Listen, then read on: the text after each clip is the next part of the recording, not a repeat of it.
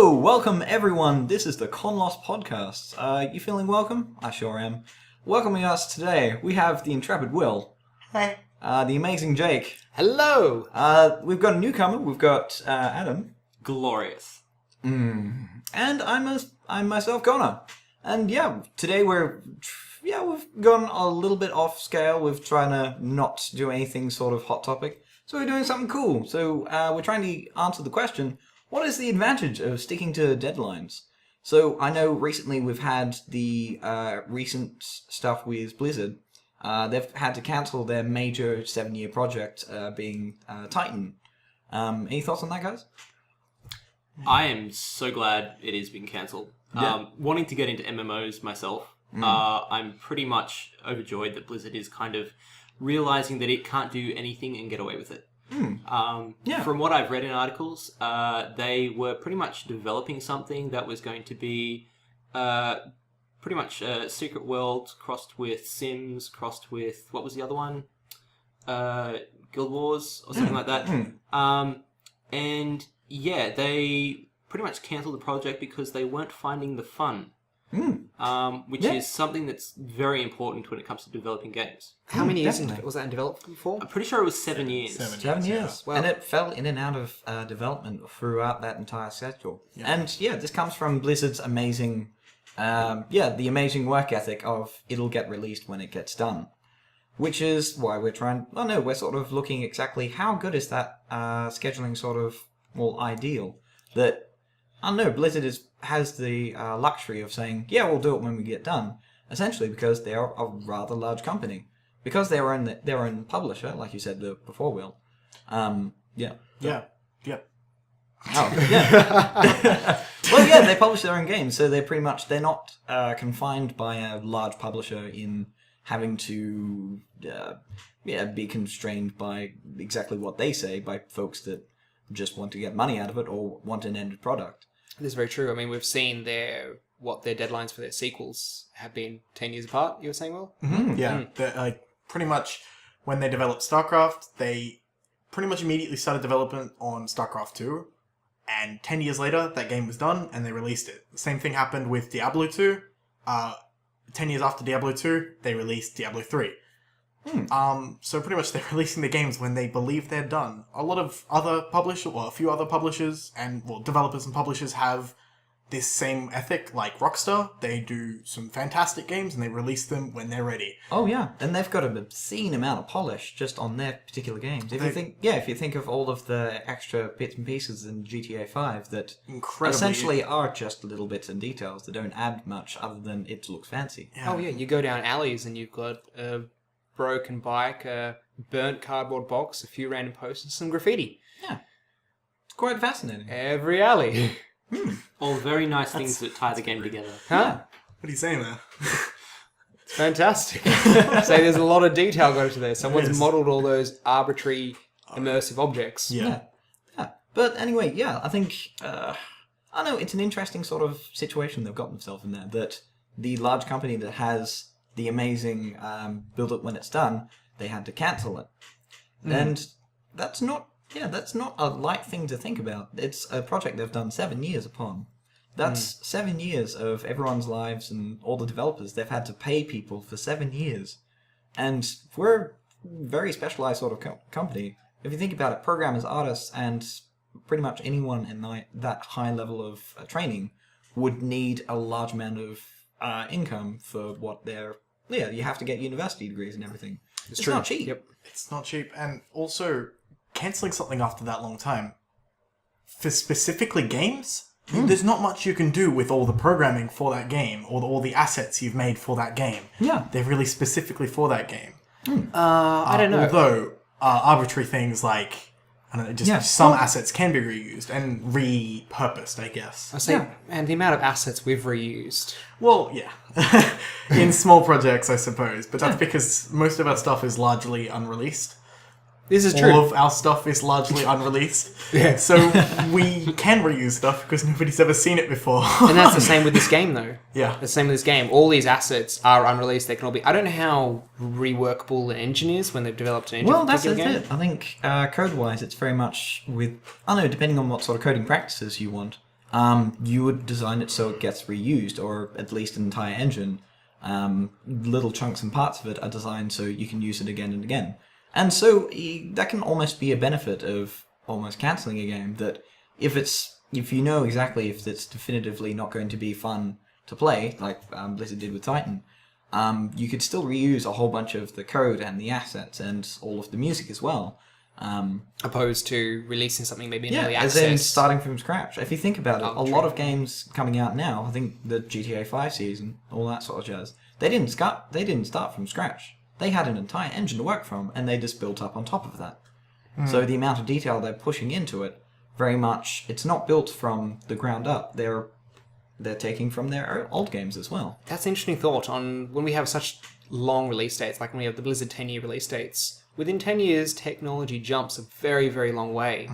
That's what in a lot of cases makes the release date so long, like the development time, because they're, as new technology comes out, incorporating it into their game to keep up with the games being released, with a 1 or 2 year development time. I know on small teams they suffer from that as well in a slightly different way. Like I remember Phil Fish talking about that Fez was remade like 3 times because when he got to the end of producing it, he was like, I was a much better artist. So I went back and did all the levels again. And then I was better again by the time I finished. So I redid them all again. Yeah. I really think that's one of the downsides to pushing back the scheduled release date. If you plan to release it for a set level of technology, it really should be completed by that time so that it's released on that technology, because if you wait for the next level, there's a lot of stuff that has to get redeveloped, and it just means longer development times. And I guess that pushes into next part of the topic. When is a release date, when is a deadline useful? Yeah, when is it actually needed? So smaller, micro teams of maybe 2 people, they'll just make a game until it's done because they are just 2 people. They can bounce off each other, they can know roughly how they work. So with Phil Fish's example, he was the 1-man team or 2-man team occasionally. He could have made that game over and over again. It wasn't any trouble off anyone's back except himself. There was also publicity he put out there though as well, so people wanted Fez and pushing back the deadline. While yes, you do need to have a functioning, not buggy game in order for people to think it's fun and to actually have success with it, at the same time, maybe, publicising it was a bit too early. Maybe that advertisement shouldn't have quite happened. But you get excited about the projects you work on. Oh, you definitely do, yeah. I think if you don't, as well, you can almost not get excited as well. Because of the micro teams, because you can have a very small amount of people working on it, those people are very much beholden to that game. They're going to get very, very excited. But I've been on a couple of projects that have sort of pitted away to nothing because there's maybe been 1 or 2 people on that team that are really, really enthused, and then the rest of the team just sort of want to do something else, or they don't really see the value of it. So almost they lose out not having a schedule or having anyone beholden to a particular way of doing things. Yeah, sorry? Yeah. I was going to say, you can create... Whoever's holding the rest of the team to that schedule is undoubtedly going to cop some flack from the rest of the team. There's going to be some bad blood there because no one likes the guy that's coming over, poking your shoulder, saying, "You done yet? Are you done yet?" Yeah, and that's a common problem with games, I guess. Because essentially programmers really, really want to add a whole bunch of stuff. They want to fiddle with the engine. They want to do all this sort of stuff. It's great for the engine, but and the end product, you really need a show-offable case. And I think I've been, again, on projects that have had amazing engines created for it, but they don't particularly have a game. They just have a very cool test level that people can play and say, where's the game? Oh, okay, that's it. Bye. It's difficult. I mean, if you are releasing something in early access, there is detrimental aspects. Unless the game is fun, unless the first thing you build into it is a fun thing, like Minecraft releasing alpha, that was fun already. I don't know. Can you guys think of a game that wasn't particularly fun in early access? Well, I can think of one disaster of a game that came out in early access that is a lot less of a disaster now because they took it back and remade it. But that game is not very well known, but it's Orion Dino Horde. an absolute piece of crap when it first came out. It was buggy as hell, and they released it as a full release, but then took it back later and released it as an alpha, which is, it Pretty interesting. When you think about pre-alpha releases,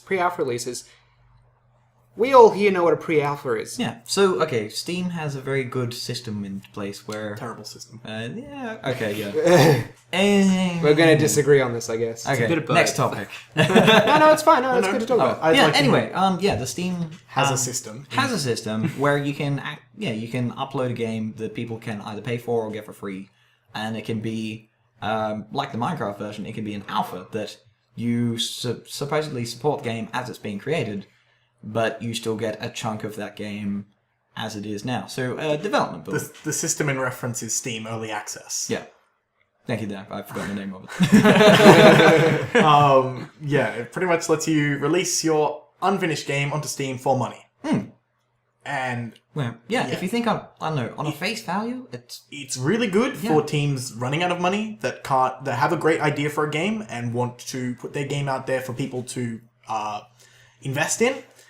But it's also terrible for games that have a never-ending development cycle, where they can just put their game on there and never release it, but people still buy it because it's a really cool idea for a game, and it's really fun as it's at its regular, at its points, but it's never going to be finished. It's true. It also imposes deadlines in a massive way. If the deadlines are going to be done, it has to be, people are still interested in it. If your game went on early access and it was fun, and you as a developer say, yes, I am planning, although I have the money, I am planning on still finishing this game. You've got to do it quickly then. They've got to see patches. you have that publicity there. The bad ready thing for it. about early access is it doesn't impose any deadlines. You can put your game on there and leave it forever. That's true. As far as I know. This is an ethical thing, though. But the reason early access came into fruition is because of Greenlight. All these games were being greenlit, and Steam wanted to put them on their platform, but largely they were not ready. And they were concepts people and wanted these ideas. games by the obvious voting on Greenlight, but Steam couldn't put them on there because they weren't finished. So they brought out early access to sort of remedy this situation, which, It's a flawed system. It's, in theory, very good, but yeah. Anyway. But that said, that said, if you think about it as well, I think because you're putting a product out there that, it might be flawed, people playing for it and all that sort of stuff, but it's still a product out there. You're still getting money from it. If you're just starting out, say, if you run a Greenlight campaign, it actually was very, very successful. You were expected to create a game for it. If it's the very first game you're wanting to try and people are wanting to try it, early access is probably a very good idea that you can put your product out there because it'll get you more publicity and you get more experience out of it. But that said, projects in their very definition and very nature sometimes don't come to fruition, either from just life in general or people running out of money or stuff. I think life happens. I agree, and I think when we're talking about deadlines, right? Deadline is your estimated time in which you can produce a product, which is all well and good for studios and such, and it's all well and good for something like an early access thing, because that's the estimate you made. You've estimated time on this. We also have another avenue where we're talking about crowdsource funding now as well, where we can say something like Kickstarter or Indiegogo, where we can propose a game from, purely sketched up concept stage to say, here's the amount of time we're proposing, because you're going to propose a time when they're going to see some kind of results because people are paying for it in advance. But on top of that, you're also estimating a cost at that stage as well. So while these tools are useful for developers because you don't have a studio that has tons of money like Blizzard or something, it's also detrimental at the same time because you're having to do a lot of estimating and probably go without food at times. The starving artist sort of thing. Yep. Yeah. But what about? I'm just thinking about AAA games that maybe haven't had QA testing as well. Like I still remember playing with Skyrim and there being severely game-breaking bugs where you can't actually progress in the storyline. Well, this is where I was thinking that a deadline for a game can be incredibly healthy for it. letting it not stagnate out, not become stagnant within the development team, and also, not outlive its dev cycle, outlive the technology it's using. But can also be terrible, or when the deadline is given to someone not within the team, say an external publisher like EA or ZeniMax or Bethesda, a game can be released on a specific date and not be ready. Specifically, Battlefield 4 recently, Skyrim was a buggy mess when it came out. Oh my god, the Esbern bug. You hit that bug, you were not progressing in the main storyline. You were stuck. Yeah. Like, I know I've had in Skyrim, when I was first playing it, a quest giver just sink into the ground.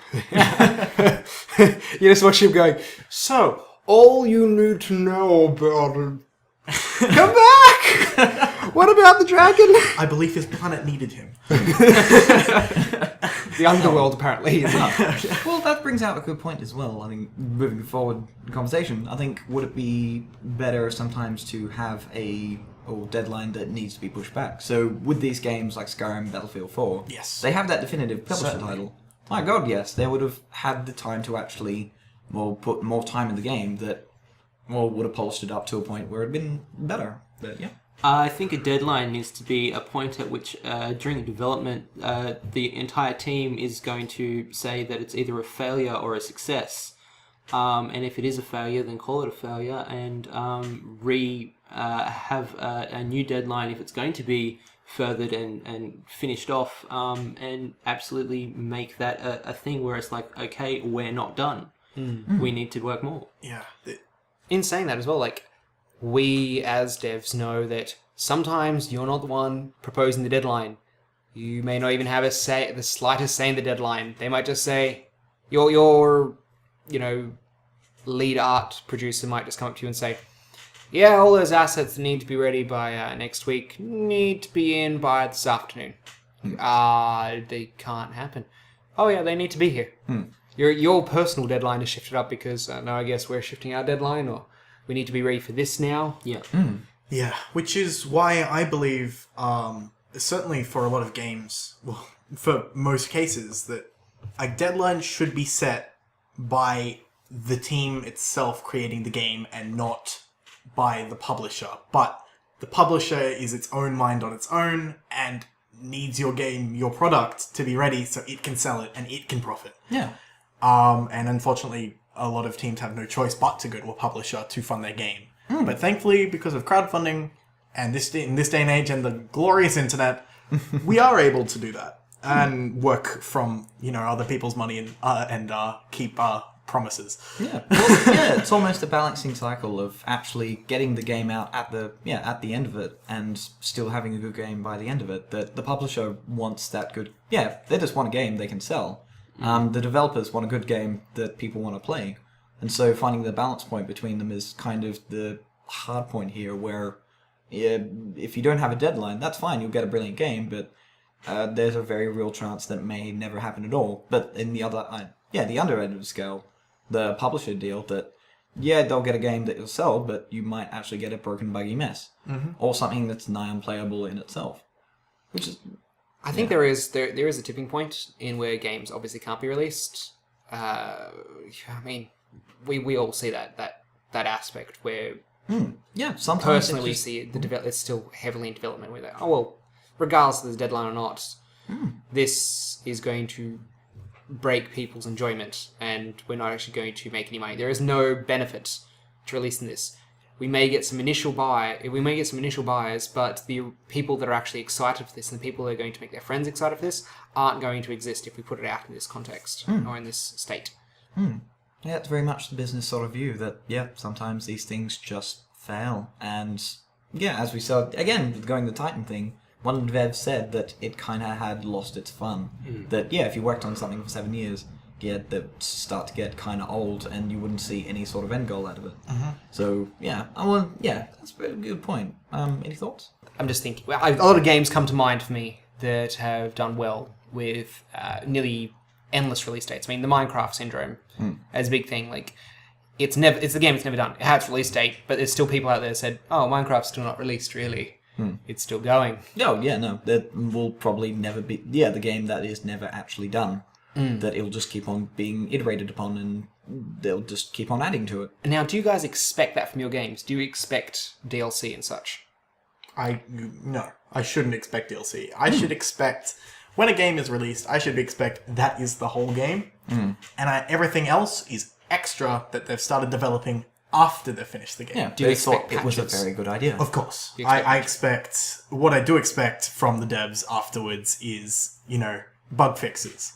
Yeah, like is support after you've gotten the Support game. and dedication to the game they've released, rather than just letting it go. It's not a good thing that a modding community has fixed your game for you.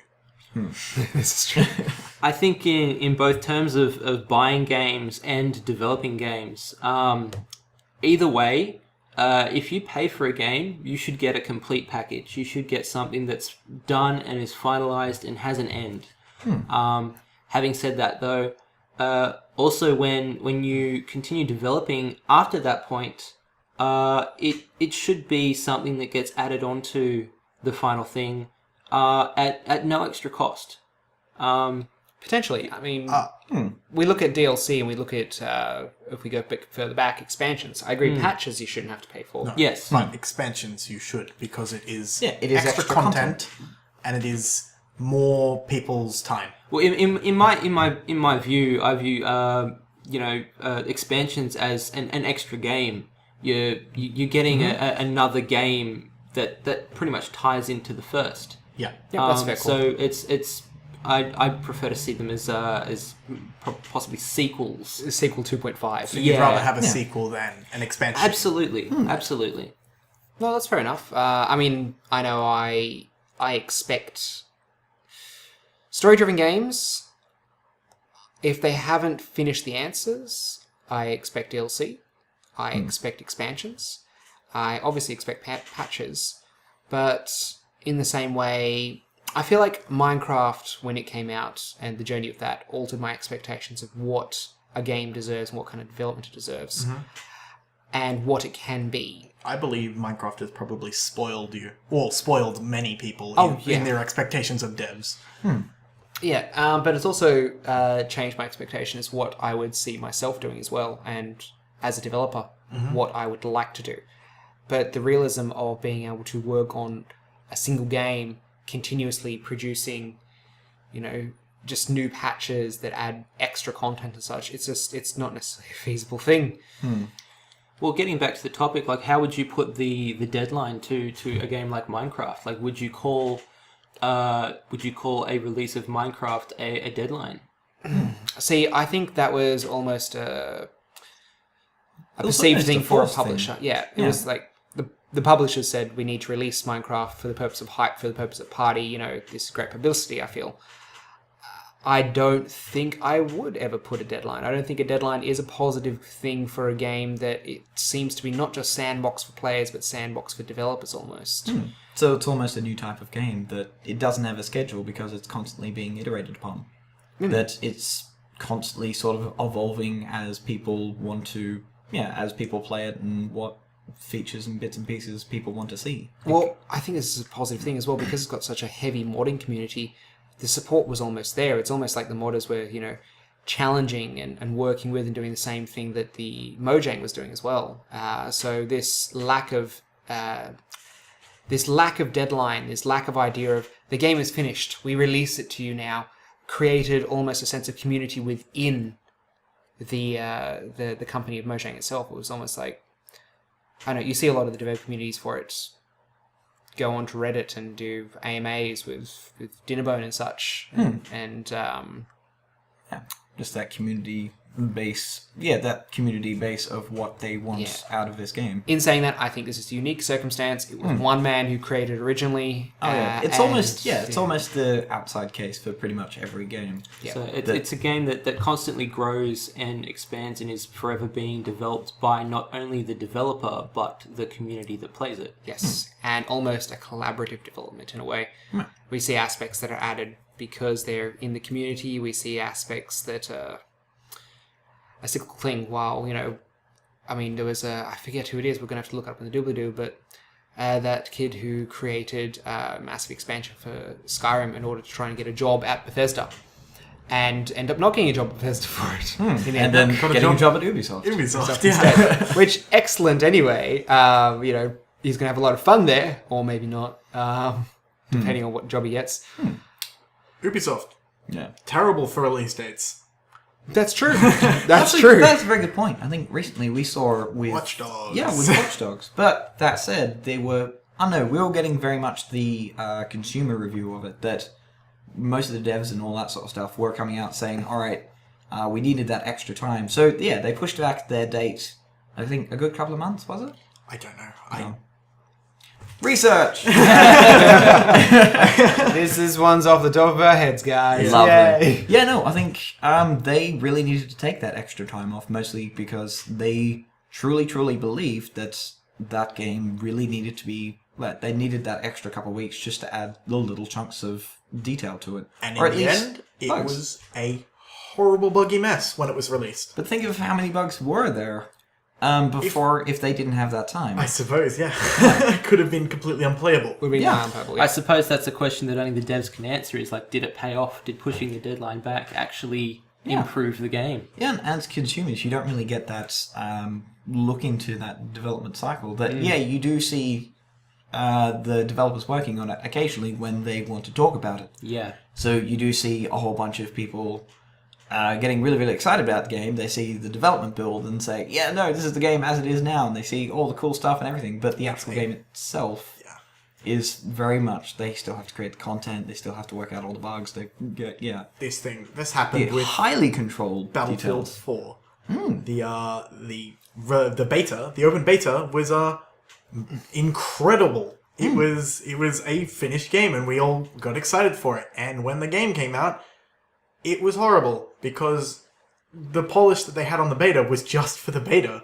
It was a demo to show off what they were doing. It's like Aliens Colonial Marines. When they brought out that game, it was nothing compared to the trailers and the demos they'd already shown. Yeah.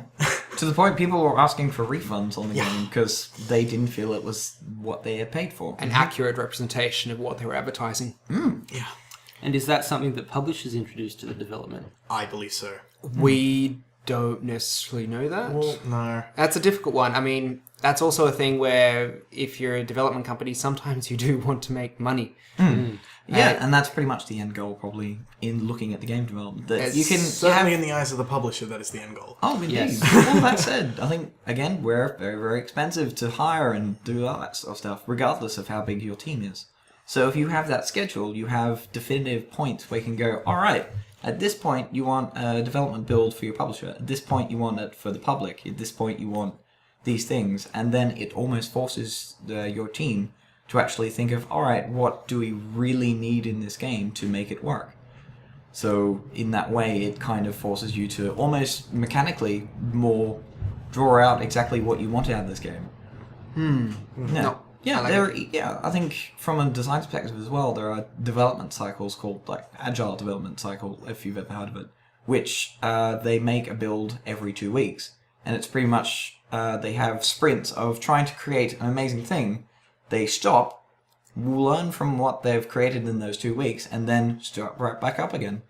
Or from a point where they go, all right, from this point we like it, this point doesn't really work. So it's almost an incredible development cycle where it's just pure creation in that way. Love it. It seems almost similar to the cram sessions that we have within game jams. Yeah. Where we are. Oh, very much so. That's pretty much your standard game jam. I think it's certainly an excellent exercise, something to get you, get kind of like a workout. But in terms of actually developing something, I think that's probably something that would very much detriment to a proper development. Possibly. Of something that is due to be published by a date. Yeah, I think with the agile thing as well, there is always that danger that, all right, if you keep on creating prototypes and bits and pieces that are fun to create, but aren't really especially that fun. And if you keep on doing that over and over again, it starts to get more and more expensive because you have a very finicky dev team that really wants to create a lovely, lovely game out of it. So, yeah. Anyway, I think we're starting to get a little bit... I think we're at our final thoughts, guys. Almost final thoughts. So, yeah, Jake, what do you think? What are your amazing final thoughts? Okay. Oh my goodness. All the eyes on me. All the ears on me. I think deadlines... Okay, I'm gonna summarize as best I can. I think deadlines are... And perceived deadlines. I think this is a big key word here. The perceived deadlines, the ones that your team managers are going to enforce, I think are very, very healthy. I think for the team managers to understand there's flexibility in that but not express that to the team themselves is also probably a good motivator and very healthy. I think there are not any necessarily good or bad things here. We're talking specifically about two different sets of people here. So we're talking about two different sides of the same, two different kind of sides of the same coin. Where we're talking about, we have the consumer and we have the developer. Naturally, it's mutually beneficial for them both to get an end product. But in saying that, one side is going to suffer if the other gets what they want. If one side gets a well-polished game, then the other side, and they want it on time, the other side's going to probably have to cram the hell out of it. There's going to be sleepless nights, so the developers are going to get sleepless nights if they're going to produce it on deadline without any bugs. Which just created the infamous crunch session that each major developer has. It's an unfortunate sort of thing to happen. The other side is that the consumer will suffer if the deadline is pushed back by the developer, because they want their game and they want to interact with that community. They want it now. Suffrage is probably slightly different, but there's the thing. Then there is the next option where I don't think should ever be an intention, but it is a half-baked game coming out because there was no suffrage taken on either side. And they both have to accept that. Both sides may need to accept, if you want the game now, and the developers aren't willing to not see their families for a week, then accept what you're going to get. It's probably going to have bugs. It's probably going to be half-baked. But you've got the game then. Yeah.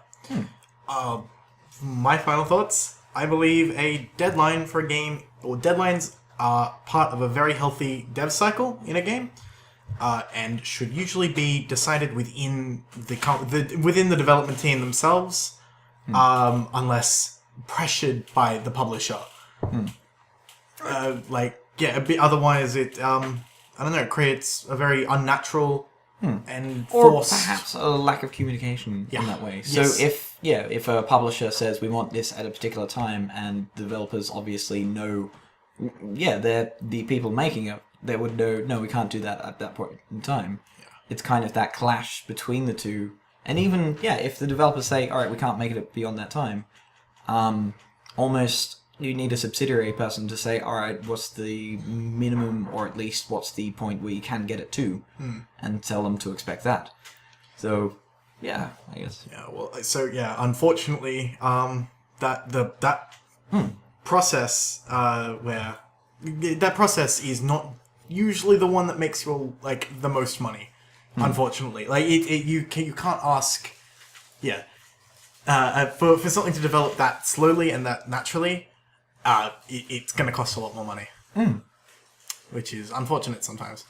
And maybe that's the end. This is almost the end goal of it, that regardless of your team size and what game you're creating, I think essentially that needs to be the end goal, that eventually you're going to have a game. At the end point, you need that definitive end goal of, all right, everyone stop working on it and then move on to something else, or move on to your everyday lives. You're going to have a game where you're going to have a debt. Essentially, yes. And that's unfortunately part of the game-making process, that because it is a tailor-made creative thing, that if you want something amazing and wonderful, you need to really flesh out any sort of bits and pieces that you really need to do. So Bioshock Infinite, it's not amazing just by luck. They generally have teams of designers doing all sorts of testing and everything they can possibly try to get to it. It's, you almost need to find that endpoint that every single person knows that at that single point they stop working on it. And, that's almost, you need that deadline, regardless. And even if you do have to push it back, or in some cases push it forward because of general time constraints. And, money. you still need to have that date there. So not having a deadline, you do almost have that never-ending dev cycle of you're not finished the game, but you're still working on it. You're also not Minecraft. Yeah. Yeah, that is very much the end case, that Minecraft is... It just happened. Look at yourself. Are you as good as Minecraft? Be honest. Is Minecraft even good? Oh. Go away. Anyway, Adam, final thoughts? My final thoughts are deadlines are absolutely, definitely a constructive thing when it comes to development. They're completely important. The thing about them, though, is that when they are set, there needs to be a lot of understanding and clarity between developers and publishers in understanding the scope and scale and keeping the deadline absolutely reasonable and achievable in terms of what the developers can achieve. Yep. Agreed. I think we're all kind of on the same lines here. Very much so. I feel like we are. I want to be different. No. Okay, deadlines are useless and you can stay in development forever. Okay, awesome. Unless All you right. want to do that. You can have that one. I'm Minecraft. Okay. Bye, guys. Well done, everyone. You were joined here by Will, Connor, Jake, and Minecraft. Alrighty, awesome. Well done, Minecraft. Well I win. done. Excellent. This has been ConLost Plays. Like, comment, subscribe. ConLost Plays. ConLost. God. ConLost This isn't- Podcast. ConLost Podcast. We're not playing games, Connor. Oh, we were. No games here, no fun. Life's we a don't game. know. This is serious. Excellent. Like, comment, subscribe. We want to hear your thoughts. It's getting lonely in those comment sections. We want to know what you're thinking, because we're not our fortresses. We're not our own people. We need to hear people. We love you. We get lonely. Call us sometime. All right. See you later, guys. Will's number will be in the comment section. Excellent. Absolutely. Bye, everyone.